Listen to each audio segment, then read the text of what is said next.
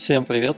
На улице дождь, а мы начинаем читать сегодня новую книгу «Трагический январь». Книга Леонида Млечина «Президент Токаев и извлечение уроков». Как сказал GPT-чат, во все, что написал автор, лучше не верить, но автор хороший, старается подходить к написанию книг очень хорошо, поэтому слушайте, делайте выводы, комментируйте, если хотите. Леонид Млечин. Трагический январь. Президент Токаев и извлечение уроков. Почему за трагическими январскими событиями 22 года в Казахстане с волнением следили во всем мире, и прежде всего в ближайшие соседи – Россия и Китай? Экономически успешная и богатая нефтью страна – опора политической и экономической стабильности в стратегически важном, но взрывоопасном регионе. Казахстан – самое крупное государство в Центральной Азии, а на постсоветском пространстве второе по территории и третье по численности населения. В те дни судьба страны зависела от одного человека – от президента Касыма-Жомарта Токаева. То есть, кто все это затеял, исходили из того, что президент даст слабину, испугается, а может быть и уедет из страны. И сильно в нем ошиблись.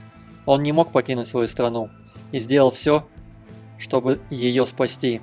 Недовольство, вызванное ростом цен на топливо, неожиданно переросло в масштабный политический протест, а затем в террористические акции, в антигосударственный заговор. Но до сих пор многое непонятно. О том, что же приключилось в январе 22 года, и о сегодняшнем Казахстане, который России сосед, партнер и союзник, рассказывает новая книга Леонида Млечина, побывавшего на месте событий. Также эта книга, как и все остальные, участвует в розыгрыше за лучший комментарий, поэтому пишите, комментируйте, если что, я вам ее постараюсь завести. И, как обычно, по вот этому QR-коду вы можете отправить донат на Каспи, либо по ссылке в описании на любую другую книгу, мы ее купим и почитаем вместе с вами. Всем приятного просмотра и прослушивания.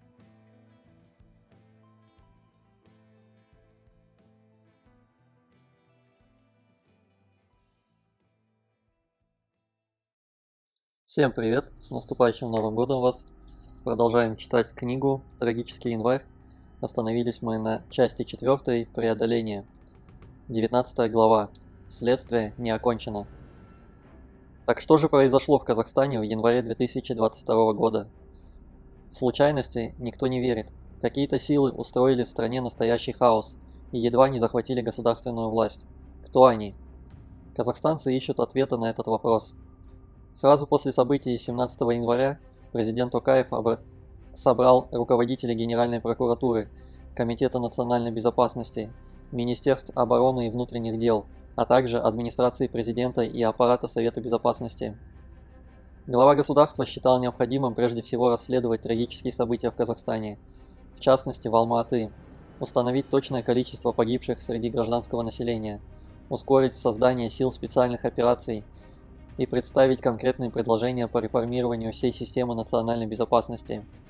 Министерство внутренних дел опубликовало номера телефонов для жалоб на действия полицейских. Департаменту собственной безопасности МВД поручили тщательно проверять обращения граждан. Президент назначил нового министра внутренних дел. Марат Ахмеджанов, мастер спорта по дзюдо, работал следователем по особо важным делам, стал заместителем генерального прокурора. Много лет служил в финансовой полиции, которая теперь называется Агентством по противодействию коррупции. На руках у преступников все еще остается часть похищенного оружия, рассказал новый министр внутренних дел Ахмеджанов.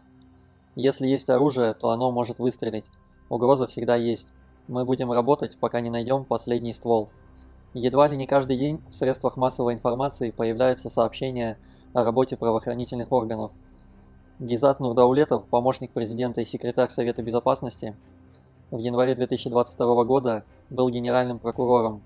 Он рассказывал мне: по поручению главы государства была создана межведомственная следственно-оперативная группа. Стояла задача расследовать все обстоятельства массовых беспорядков. В группу мы отбирали наиболее опытных, подготовленных следователей и оперуполномоченных из правоохранительных и специальных органов. Беспорядки произошли в 6 регионах и 2 городах республиканского значения. Они повлекли гибель людей, столкновения, погромы. Самая тяжелая обстановка была в городе Алма-Аты. Именно там мы увидели истинный масштаб трагедии. Оценив оперативную обстановку, мы приняли решение работать по 3 направлениям. Первая группа расследовала дела по участникам массовых беспорядков. Вторая группа работала по организаторам беспорядков. Третья группа расследовала акты терроризма. И было поручено дать правовую оценку действий руководителей силового блока, которые оставили свои посты. Генерал Ерлан Тургумбаев. Триггером была Мангистауская область, и по восходящей события начали набирать обороты. Вклинились те силы, которые хотели государственного переворота. Вклинились люди, которые хотели воспользоваться этой ситуацией и завершить свои планы. И максимально к этому приложили усилия. Я думаю, финансовые тоже. Конечно, организаторы всегда держат все в секрете. Все это знал определенный круг людей, и утечки не было. У нас информации о том, что будет попытка переворота, не было, по крайней мере в Министерстве внутренних дел. Важно отметить, что материалы о январских событиях стали собирать сразу же по горячим следам. Гизат Нурдаулетов. Воздушное пространство над городом Алматы для гражданских самолетов было закрыто, и, следовательно, оперативная группа туда попала только 8 января специальным военным бортом. В это время в городе проводилась антитеррористическая операция. На многих объектах еще пожар не был локализован, работали пожарные. После них работали саперы, кинологи с собаками, и только потом следственно-оперативная группа. Она проводила осмотр места происшествия и другие следственные действия. Важно было установить всех погибших, всех пострадавших. Пожарным отдельное спасибо за то, что тушили пожары. Все силы и средства были брошены на раскрытие этих преступлений, и необходимо было неукоснительно соблюдать конституционные права граждан. Об этом неоднократно говорил глава государства. Была очень кропотливая работа, объемная. Многие следователи и криминалисты в те тревожные дни вместе с Национальной гвардией, с военными обеспечивали правопорядок на улицах. Теперь им надо было перестраиваться и проводить оперативно-следственные действия. А в тот период, как все помнят, еще и свирепствовал вирус. Вот что сообщили средства массовой информации. 5 января начальники 2 департаментов полиции и 3 департаментов КНБ в городе Алматы и в Алматинской области, Жамбыльской и Кызылординской областях оставили свои здания. В результате в руках преступников оказалось 355 единиц оружия, в том числе автоматы, пистолеты и гранатометы, почти 40 тысяч патронов, возбудили уголовные дела. Аким Алматинской области рассказывал журналистам, что после захвата здания акимата начальник департамента полиции, генерал-майор, исчез. Я искал начальника департамента, нашел его только под утро. Он к себе в родной аул уехал. Аким удивленно спросил: «Ты зачем уехал?» Генерал объяснил: «Голова пробита, нога болит, семью увез». Задержали начальника линейного отдела полиции аэропорта Алматы. Он не исполнил свои служебные обязанности и оставил аэропорт без охраны. В результате создалась реальная угроза жизни и здоровью пассажиров. Пострадала инфраструктура аэропорта, похищено имущество. В аэропорту находилось 165 силовиков, в том числе 40 полицейских, 65 пограничников, 60 сотрудников службы авиационной безопасности. Все они были достаточно хорошо вооружены, чтобы отразить нападение. Сложность январских событий в том, что все перемешалось, поэтому существует много различных версий случившегося. Точку должен поставить суд, но профессионалам многое сразу стало ясным. Гизат Нурдаулетов. О том, что был какой-то единый замысел, единый план, координация действий, имеется ряд неопровержимых фактов. Первое. Почему совершили нападение на резиденцию президента и здание акимата города Алматы? Потому что это были символы власти. Второе.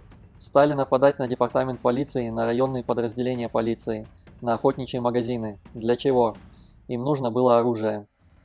Третье. Захватили международный аэропорт. Для чего? Этим они блокировали авиасообщение как внутри страны, так и перекрыли нам внешний контур. Четвертое.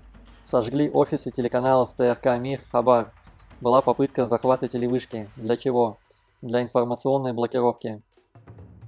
Далее. Рядом с резиденцией президента и акиматом города, буквально в 2 шагах, расположена прокуратура Алматы. Туда не пошли. Пошли целенаправленно захватывать здание управления комитета по правовой статистике и специальным учетам Генеральной прокуратуры. Для чего? Там хранится банк данных информационных систем правоохранительных органов, включая данные о судимостях, о розыске, архивные уголовные дела. Это, я считаю, была целенаправленная акция. Все эти факты свидетельствуют о попытке насильственного захвата власти. Я думаю, следствие даст исчерпывающий ответ на все эти вопросы. Посланцы организованных преступных групп рады были воспользоваться ситуацией и заодно уничтожить следы своих преступлений. Президент Токаев их никак не устраивал, потому что объявил войну преступному бизнесу, ударил по карману. Характерно, что активные участники массовых беспорядков предусмотрительно снимали государственные номерные знаки на своих машинах. В центральной части Алматы скопилось очень много транспорта, но все без номерных знаков. Почему? Система наблюдения, которая существует в Казахстане, позволяет считывать и предоставлять полностью данные о машине, сколько у нее владельцев, сколько людей ездит по доверенности, кто может управлять именно в этот период времени. Чтобы все это не выяснилось, снимали номерные знаки. Откуда вообще взялись профессионально подготовленные люди, умело владевшие оружием, тактикой ведения боевых действий? Они точно знали, что делать. В Алматы практически одновременно были захвачены оружейные магазины. Надо же было знать, где они находятся, подготовиться. Так кто же помогал боевикам? Зачем? Бывший советник первого президента и бывший министр культуры и информации Казахстана Ермухамед Ертесбаев рассказывал журналистам. Силовики, охранявшие аэропорт Алматы, за 40 минут до нападения получили команду полностью снять оцепление и охрану. Мятеж такого масштаба не мог произойти без предательства в высших эшелонах власти. Поэтому удалось захватить здание Департамента Комитета национальной безопасности в Алматы, самое режимное здание в городе. Все задавались вопросом, что это? Руководители КНБ Карим Масимов и Самат Абиш были на работе во время январских событий. Не могу комментировать, какие поручения были даны, сейчас следствие разберется по пунктам, сообщил журналистам заместитель председателя КНБ генерал-майор Аскар Амирханов. Генерал рассказал, что 4 бывших начальников департамента КНБ находятся под следствием. Они оставили боевой пост и ушли с стабильным боевым оружием. Генерала Амирханова спросили о судьбе племянника Назарбаева Самата Абиша, бывшего первого заместителя председателя КНБ. Амирханов ответил: «В орбите следствия». Пресс-служба комитета сообщила: Абиш допрошен и проходит в качестве свидетеля по уголовному делу в отношении Масимова, Садыкулова, Ергожина, Осипова и других. Уголовные дела в отношении Абиша органами национальной безопасности не регистрировались, мера пресечения не избиралась. Бывший советник первого президента Ермухамед Ертесбаев заявил, что КНБ скрывал информацию о тренировочных лагерях в горах, где укрылись боевики, радикально настроенные исламисты. Это действительно так? В соседних с Казахстаном республиках Центральной Азии недовольные своей жизнью быстро приходят к идее исламистской альтернативы. Они считают, что кризис можно преодолеть, только обратившись к исламу, который проповедует идеи социальной справедливости и справедливой власти. Роль религии в бывших советских республиках, где исповедуют ислам, не так велика из-за страха перед повторением иранского опыта. Но ислам веками формировал психику и культуру народов. Шариат строго регламентировал обычную бытовую жизнь. Исламские общества очень устойчивы, они легко переносят смену власти, но жестко реагируют на попытки изменить течение их бытовой жизни. Отсюда и внезапные вспышки насилия. Мы плохо представляем себе, что реально происходит в Центральной Азии, и примитивно все воспринимаем. Бродит кто-то по горам с автоматами, не то бандиты, не то ваххабиты. А ведь эти люди со временем могут попытаться прийти к власти. Исламский вызов – реальность региона. Казахстан никогда не был набожным. Руководители государства твердо привержены борьбе против воинствующего исламского экстремизма. В столице Казахстана проходят саммиты руководителей мировых и традиционных религий. В 2009 году в качестве специального гостя на такой саммит пригласили тогдашнего президента Израиля, лауреата Нобелевской премии Шимона Переса. Он выступил перед духовными лидерами ислама, православия, католицизма, буддизма, синтоизма, не говоря уже об иудаизме, который пользуется уважением в Казахстане. Казахстан – одно из немногих мест в мире, где не заметен антисемитизм. Но в республике есть свои фундаменталисты и радикалы. Среди фундаменталистов самые заметные – салафиты, от слова «саляфы» – предки, предшественники. Это религиозные деятели, которые призывают вернуться к праведным предкам, к образу жизни и вере ранней мусульманской общины. Салафиты отвергают все нововведения. Вооруженные радикальные исламисты не раз сталкивались с силовиками. Генерал Амангальды Шабдарбаев, который в марте 2006 года возглавил КНБ, вспоминал: в 2006 году была проведена крупномасштабная операция, не имеющая аналогов в современной истории Казахстана. Ликвидирована вся организационная структура религиозной экстремистской партии Хизбут Тахрир и ее подпольная типография. В свое время часть боевиков отправились в Афганистан, Ирак, Сирию, участвовать в создании исламского халифата. Тогда сформировалась террористическая группировка «Казахский исламский джихад», главаря которой оперативные работники КНБ захватили в 2015 году, доставили в Казахстан и отдали под суд. В рядах боевиков, воевавших в Сирии и Ираке, насчитывалось около 800 граждан Казахстана, рассказывал представитель КНБ. Причем половину выехавших в Сирию составляли женщины. С января 2019 года КНБ с помощью вооруженных сил провел 5 акций по возвращению казахстанцев из Сирии и Ирака в рамках спецоперации «Жусан». Всего эвакуировали почти 600 человек, в том числе 413 детей, 34 из них сироты. Боевиков привлекли к уголовной ответственности, обвинив в причастности к террористической группировке, участии в вооруженном конфликте в Сирии и Ираке, пропаганде и финансировании терроризма. Салафиты заметны на юге и западе страны. Так, это спящие радикальные ячейки в январе 2022 года внезапно активировались, и прежде случалось, что радикальные группы нападали на оружейные магазины, на военных, чтобы вооружиться. После январских событий президент Токаев распорядился реализовать комплекс системных мер по противодействию религиозному экстремизму, ни в коем случае не пустить его сращивание с криминалом, особенно в учреждениях уголовно-исполнительной системы. Одна из самых заметных фигур в политическом мире Казахстана, Кайрат Сатыбалды, сын младшего брата Назарбаева, погибшего в 1981 году в аварии, он сменил фамилию, но, разумеется, все знают, кто он. В социальных сетях его называют неформальным лидером религиозных радикалов, главным салафитом. Кайрат Сатыбалды рассказывал журналистам, что страна становится все более набожной. Могу с радостью отметить, что процесс обращения нашей элиты к ценностям ислама с каждым годом интенсифицируется. Люди, насытившись благами этого мира, начинают осознавать, что без духовности не будет будущего, и наша задача помочь им в этом. Брат Кайрата Сатыбалды, генерал Самат Абиш, еще недавно был первым заместителем председателя КНБ. Да и сам Кайрат Сатыбалды прежде служил в комитете. Он еще в советские времена учился в Алма-Атинском высшем общевойсковом командном училище имени маршала Конева. В 1993 году окончил высшие курсы КНБ Казахстана, ныне Академия КНБ, и довольно быстро получил генеральские погоны. Бывший председатель КНБ генерал Мусаев вспоминал: «После моего ухода Кайрат Сатыбалды занял пост зампреда по кадрам. Он весь личный состав, как в простонародье говорят, посадил на коврики. То есть оперативному составу рекомендовали, а зампред по кадрам проверял, все ли молятся в нужное время. Отсюда исходите, такого идеологического и религиозного направления был он сам и в какую сторону направлял оперативный состав». Потом занялся бизнесом. По рейтингам журнала Forbes он входил в число 50 наиболее богатых и влиятельных бизнесменов Казахстана. Его состояние оценивалось в 163 миллиона долларов, а в республике говорили, что на самом деле он долларовый миллиардер. Племянника первого президента арестовали в аэропорту Алматы, когда он намеревался улететь в Дубай. Антикоррупционное ведомство возбудило дело о злоупотреблении должностными полномочиями и хищении средств национальной компании «Казахтелеком» в особо крупном размере.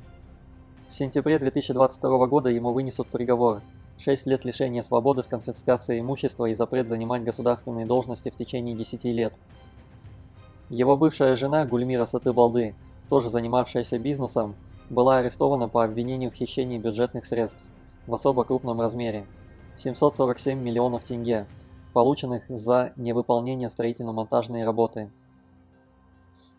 Спецслужбы заявили, что занялись и проверкой причастности Кайрата Сатыбалды к другим преступлениям, подрывающим безопасность государства. Все эти громкие аресты, конечно же, породили множество слухов и версий о подлинной роли руководителей ведомства госбезопасности и семьи первого президента. В марте 2019 года Нурсултан Назарбаев которому в следующем году исполнилось 80 лет, сложил в себя полномочия президента. Он сказал о Токаеве: «Рядом со мной он работает с первых дней независимости Казахстана. Я хорошо его знаю. Он человек честный, ответственный и обязательный. Поддерживает всецело проводимую политику внутри страны и вовне. Все программы разрабатывались и принимались с его участием.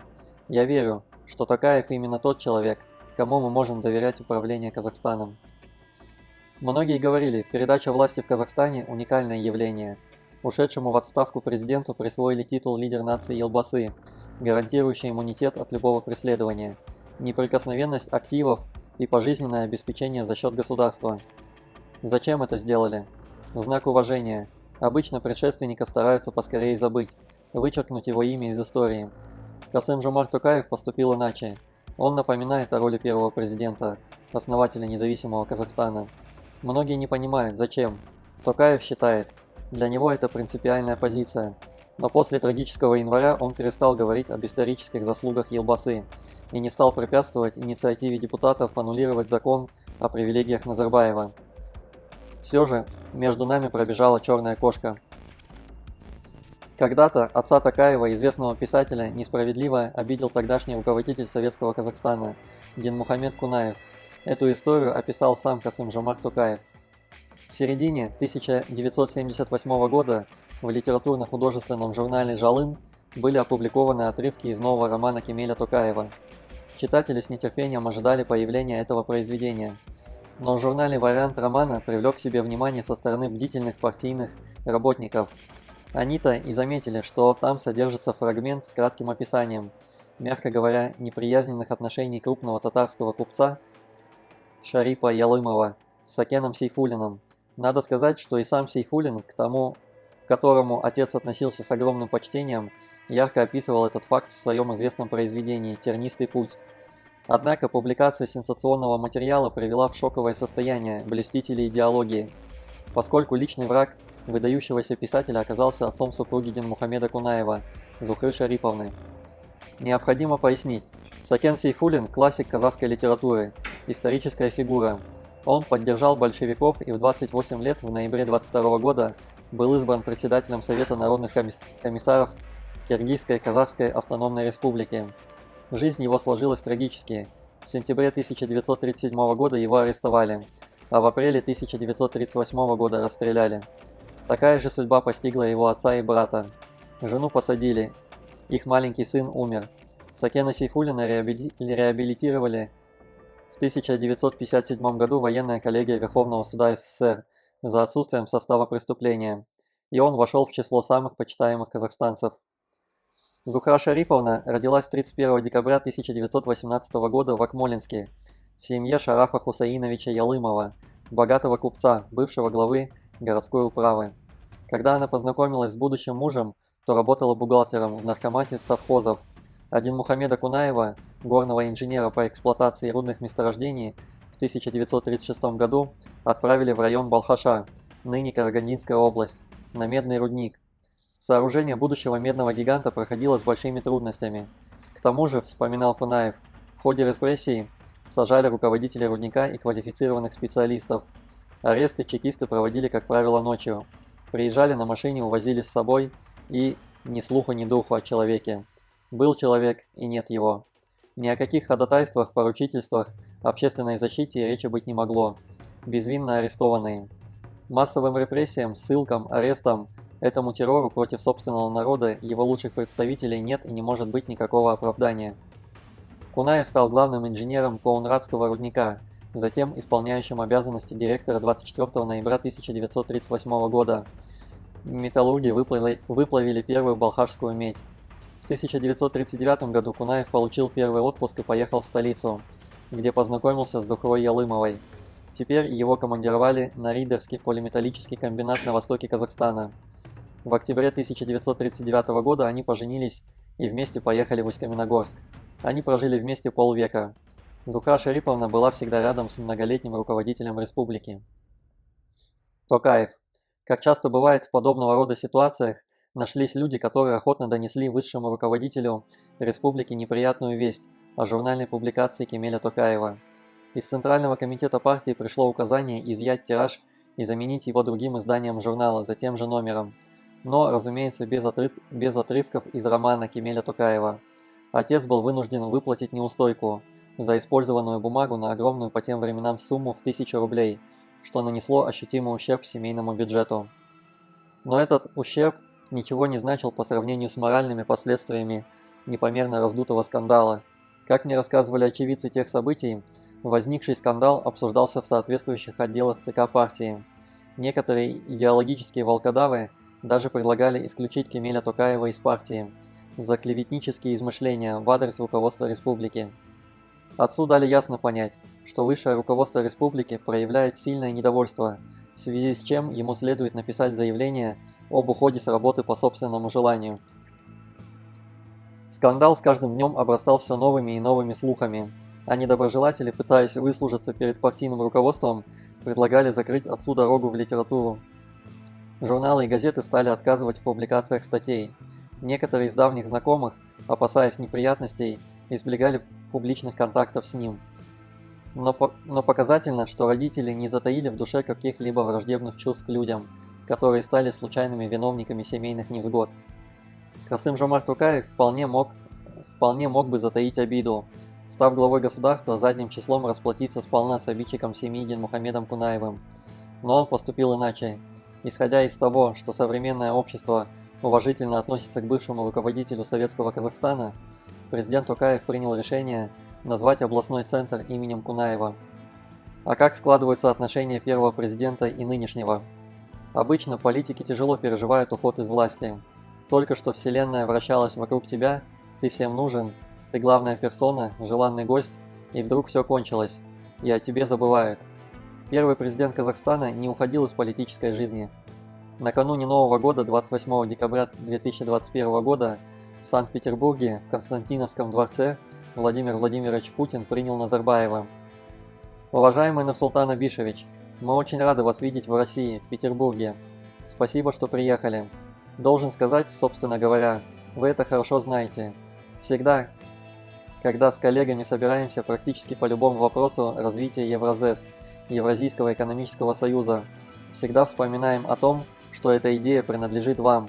И мы все вам очень благодарны за то, что вы выступили инициатором создания этого союза.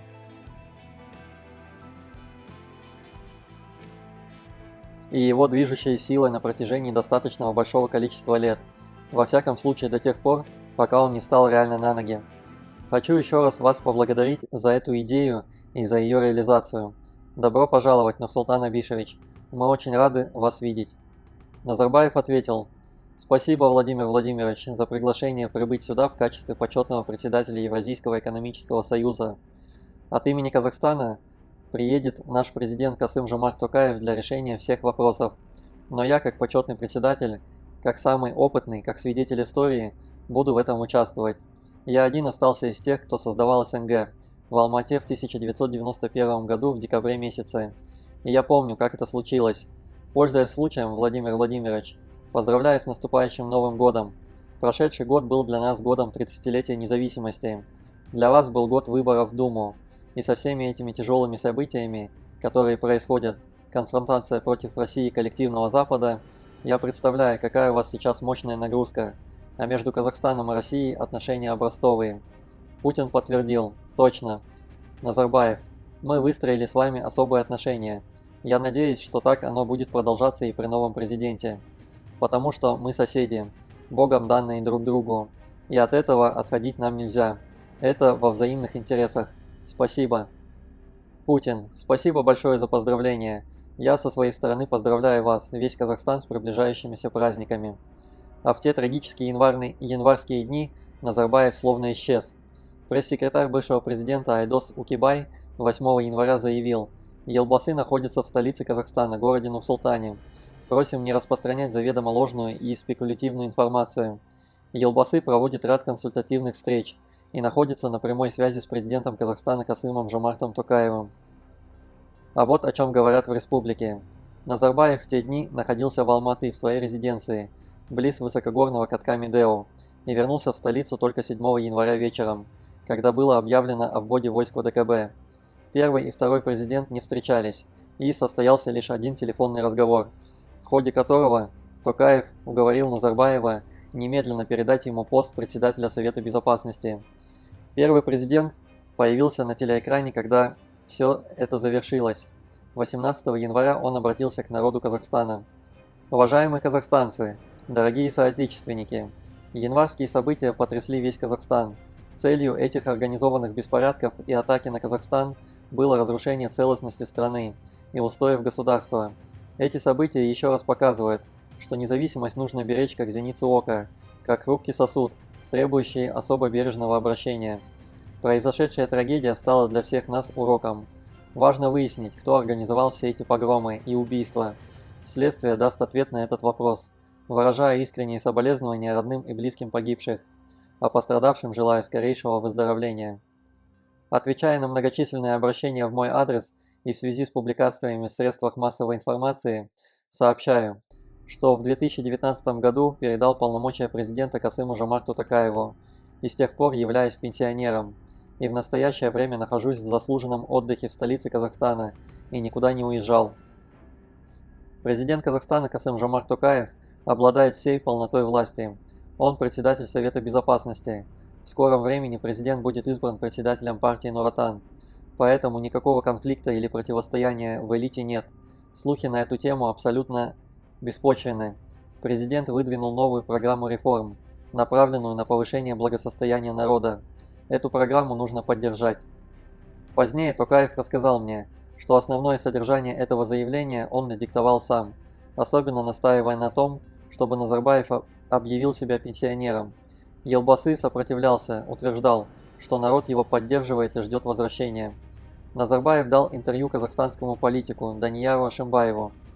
Январские события потрясли весь Казахстан.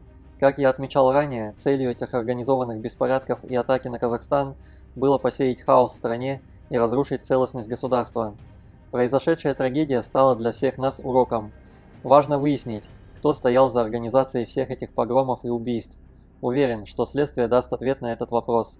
Необходимо разобраться, почему соответствующие правоохранительные органы не знали или не хотели знать о готовящихся по всей стране беспорядках. В Казахстане пишут, что после январских событий многие родственники Назарбаева покинули заметные должности, как в государственном аппарате, так и в большом бизнесе, перестали быть руководителями крупнейших корпораций. Надо понимать, что именно Токаев настоял на их увольнении. Когда-то Назарбаев говорил: «Я обращаюсь перед всем народом к родственникам, друзьям, соратникам. Берегите свое имя и честь. Вы всегда находитесь на виду, и по вашему поведению люди часто судят о президенте, о власти». Но близость к власти, когда ни в чем не знаешь отказа, немногие способны выдержать такое испытание. Возможность исполнить почти любую мечту развращает. Но султана Назарбаева спросили: «В последнее время в интернете появилось очень много информации о ваших родственниках.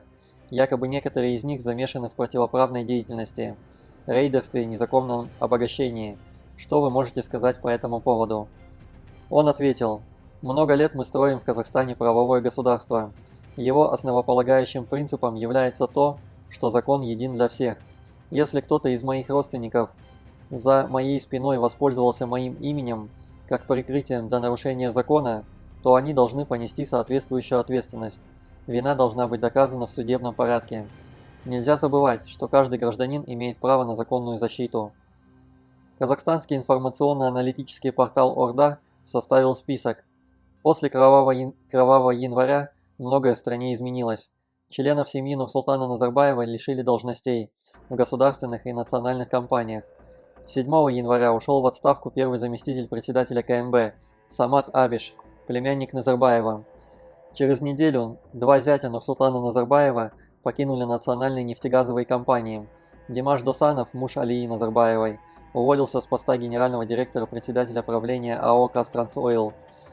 Кайрат Шарибаев, неофициальный муж Дариги Назарбаевой, покинул пост председателя правления АО «НК Казахгаз». 17 января третий зять Назарбаева, Тимур Кулебаев, сложил в себя полномочия председателя Президиума Национальной палаты предпринимателей Атамикен. Альжан Имашев освободил должность заместителя генерального директора по экономике и финансам ТО КТЖ «Грузовые перевозки». Он родственник жены старшего внука Назарбаева Нурали Алиева. 26 января Нурбол Назарбаев был освобожден от должности заместителя руководителя специального департамента антикоррупционной службы, а 14 апреля уволен из органов. Нурбол Назарбаев – сын Болата Назарбаева, младшего брата первого президента. 1 февраля уволен Бекзат Усенов, руководитель департамента экономических расследований по Алматинской области. Бекзат Усенов – зять Болата Назарбаева. 13 марта задержан Кайрат Сатыбалды. Почти 30% акций АО «Казахтелеком», принадлежавших Кайрату, вернули в собственность государства. Он также вернул все незаконно приватизированные им железнодорожные подъездные пути. 28 мая уволен Азамат Жылкыбаев, который на протяжении 5 лет являлся прокурором Алматинской области. Он женат на единственной дочери сестры первого президента Эльмире. В Верхней палате парламента журналисты поинтересовались у нового председателя Сената Маулена Ашимбаева, участвует ли Назарбаев в политике Казахстана, принимает ли он решения и советуется ли с ним в принятии каких-либо решений. Первый президент Казахстана Нурсултан Назарбаев сегодня не вмешивается в политику, ответил глава Сената. Конечно, при важных мероприятиях, таких как референдум, он обязательно участвует, потому что он гражданин этой страны. Как политик, как первый президент, он не участвует в политике Казахстана. Мы не советуемся с ним. Летом 2022 года Нурсултан Назарбаев побывал в Москве. Его канцелярия сообщила, что Назарбаев поздравил президента Владимира Путина с Днем России, и они обменялись поздравлениями по случаю 30-летия установления отношений между двумя странами. Встреча прошла в дружеской атмосфере, стороны пожелали друг другу крепкого здоровья, благополучия, выразив уверенность в дальнейшем процветании народов Казахстана и России. В Нур-Султане журналисты спросили министра иностранных дел Казахстана Мухтара Тлеуберди, какие вопросы обсуждали экс-президент Казахстана и президент России. «Не в курсе», – ответил министр. Объяснил, что МИД не занимается подготовкой визита Назарбаева в Москву. Журналисты уточнили, означает ли это, что первый президент не предупредил внешнеполитическое ведомство о своей поездке. «Предупреждать Министерство иностранных дел в этом необходимости нет, я думаю», – ответил Мухтар Тлеуберди. Это напрямую согласуется между канцелярией первого президента и администрацией президента России. Их связывает давняя дружба, личная дружба. В Казахстане проигнорировали, что первый президент жаловался на участь одинокого пенсионера и на изменившееся отношение к нему президента Токаева и всей политической элиты. Забыли и предали. Вот мы и прочитали очередную главу. Ставьте лайки, подписывайтесь, чтобы не потерять канал. Всех еще раз с наступающим. Счастья, здоровья и удачи вам в новом году. Всем пока-пока.